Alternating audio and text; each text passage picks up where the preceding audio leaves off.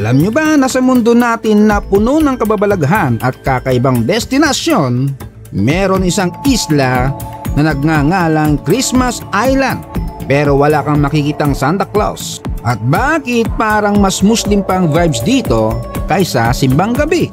Pero bago pa kayo malito ng tuluyan, bebembangin natin ang pinaka-weird na regalo ng Australia. Pa-subscribe naman dyan. Ito ang Christmas Island, isang islang pagmamay-ari ng Australia pero mas malapit sa Indonesia.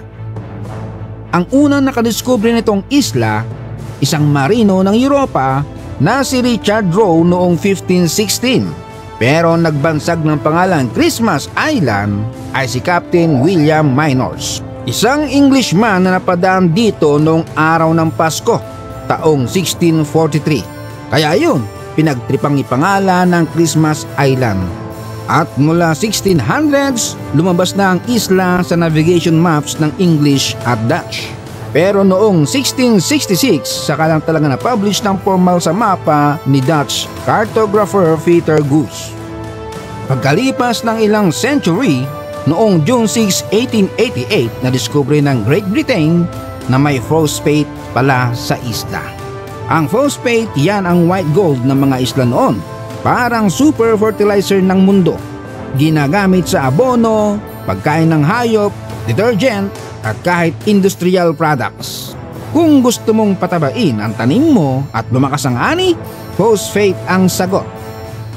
Kaya noong sinaunang panahon, pag may isla na may mataas na phosphate, pinag-aagawan yan ng mga bansa. Kaya naman nung nadiskubre na may phosphate, nag-establish ang Great Britain ng settlement, ang Flying Fish Cove, at nagpasok ng mga 200 Chinese laborers, 8 European managers, 5 Sikh police officer at ilang Malays na kasama sa labor force. Ang mining operations ay hawak ng England at Singapore, pero nang dumating ang World War II, pinag-interesan din ng Japan. Ganon kayaman ang phosphate. Dahil dito, ang mga workers napilitang lumikas papuntang Perth, Australia, at ang iba ay sa Surabaya, Indonesia. Pagkatapos matalo ang Japan noong 1945, nabawi ulit ng England ang island.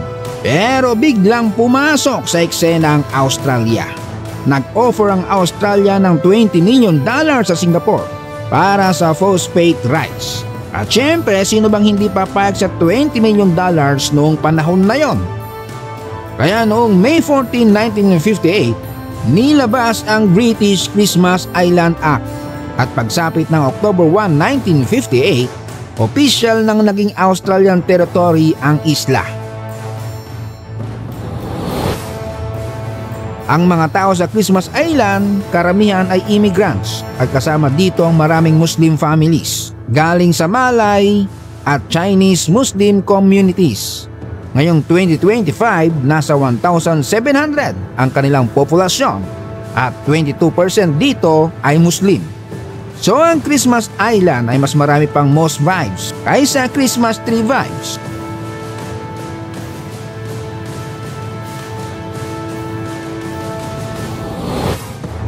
Isa sa mga hindi alam ng marami, sobrang ganda ng Christmas Island.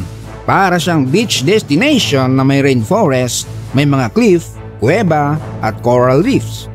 Pero kung akala mo yan ang pinaka-wild, meron pa. Ang The Great Red Crab Migration.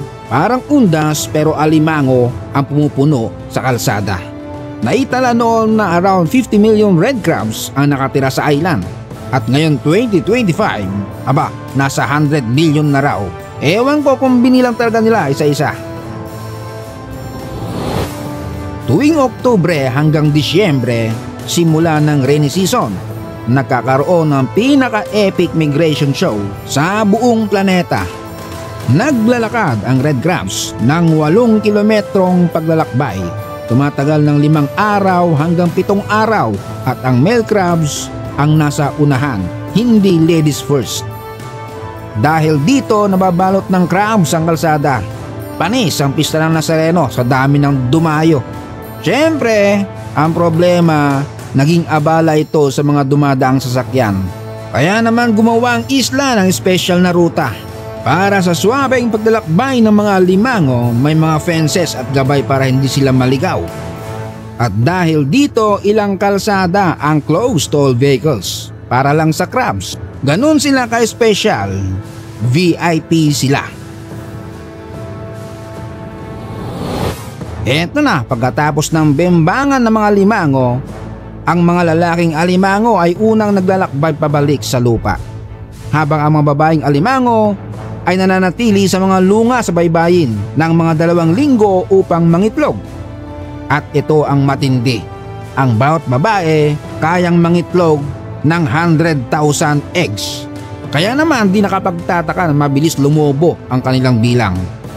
Ang mga itlog ng alimango na napisa ay mabubuhay sa dagat sa loob ng 3 hanggang 4 na linggo. Pagkatapos ay aalis ang mga batang alimango sa dagat at pupunta sa kagubatan upang doon na lumaki. Sa island may 14 species of land crabs at lahat sila parang natural janitors ng forest. Kumakain ng dahon, prutas at patay na hayop, parang vacuum cleaner na may sipit. Dahil dito ang mga turista sa iba't ibang parte ng daigdig dumadayo dito hindi para mamasko, kundi para makita ang Great Migration ng mga pulang alimango.